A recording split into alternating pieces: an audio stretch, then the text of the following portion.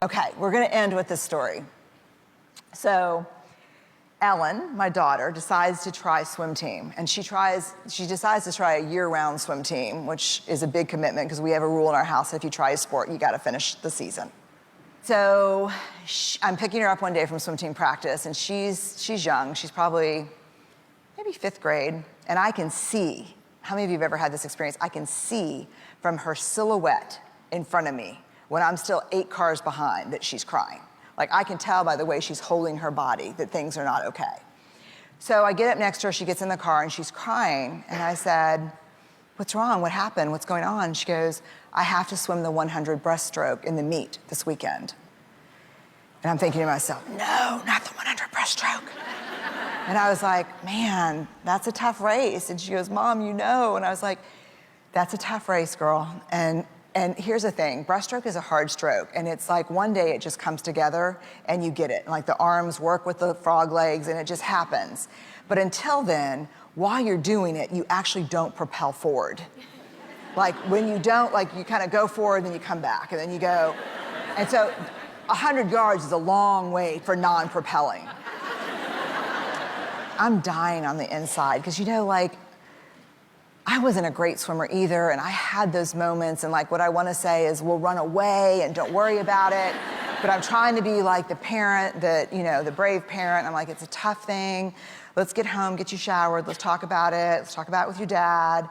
And so we get home, and she goes upstairs to take a shower, and she comes down, and Steve's home, and we sit down for dinner, and she starts crying again, and she explains everything to her dad, and he's like, "Well, I think, we respect your coach, and it's your coach's call, and I think you're gonna have to swim if that's the race you're put in." And, very much we aligned on messaging, just like the books say. And so she starts crying, and she goes up after dinner, and I'm like, "Oh, curse you, Steve," and, you should have got her out of this. And then she comes back down real quick, and she goes, "So you're sure?" And I'm like, "We're sure. This is..." Yeah. She said, "But," I said, "don't you think, Steve, that she could take it up with her coach? If you don't want to swim it, take it up with your coach." And so she comes home the next day, and she said, "Coach Jason says I'm in 100 yards breaststroke. I'm doing it." I said, "That's tough." She starts crying again. And she said, "My friend said that I could scratch my heat." And so what that means is in swim meets, they'll call an event like girls 100 breaststroke, then they start calling heat. Heat 1, heat 2, heat 3. And swim meets run like this. And a lot of times swimmers miss their call. And so that's considered scratching the heat. So her friend said, "Just don't show up when they call your heat," which I know all about because I scratched some heats in my day. Only 1 or 2, but for big races. And I said, you could do that. And she goes, "I could?" And I said, "You definitely could do that." I said, "I think it's a choice. Again, you'll have to take that up with your coach if you don't show up on the blocks for your race." And she said, "Will I get grounded here?" And Steve's like, No. I mean, that's your choice, Ellen, And then she just starts sobbing. She said, "I'll never win this race." And I said, "You will never win this race." I said, "That is for sure." And I said, "But you know what? Sometimes winning is not coming in first. Sometimes winning is doing the really brave thing. Maybe winning for you is just coming off the block and getting wet. Maybe that's winning for you. Maybe that's what a win looks like." She goes, "So if I scratch the heat, I don't get grounded." And I said, "Yes, right, yeah." So it's meet day, we're there, they call the heat. No, we don't see Ellen.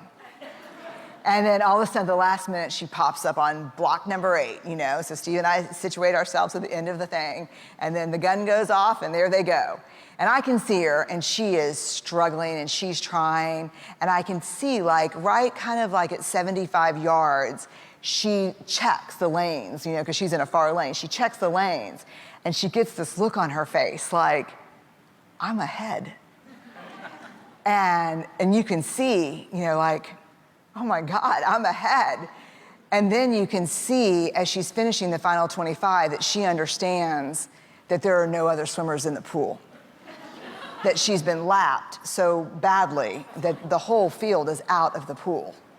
And that, in fact, when she finishes, not only are all the other girls from her heat out of the pool, the next heat is on the blocks ready to go in, and people are just kind of watching but not watching. And I can see her struggling to get out of the pool, because that was a big race. When you're not going anywhere for that long, it's a lot of work. I mean, it's hard. And I can see her, and she stops by her coach, and he kind of bends down on one knee, and you can see her talking to him, and he's doing this, and she's just shaking her head, and she didn't have her goggles off, and I know she didn't have her goggles off because I know she's crying. And then she comes over, and and her dad, me and Steve, we were like Mama and Papa Phelps during this thing. It was like she was going for the Olympic trial. We're like, pull, pull. But, there's no one in the water but Ellen. People are just like, wrap it up, pull, whatever, just like, and she comes over and she pulls her goggles off, and she's just like, I think ashamed and tired and exhausted. And she said, "Can I say a cuss word?" And I was like, "Oh, hell yes, you can say a cuss word." And she goes, "That sucked." And I said, "That really did suck." I said, "That sucked." And then she stopped for a minute, and she was looking down, and she goes,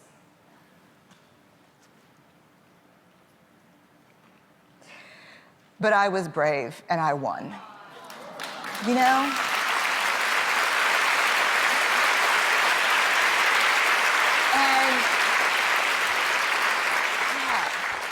And to me, she was brave and she won.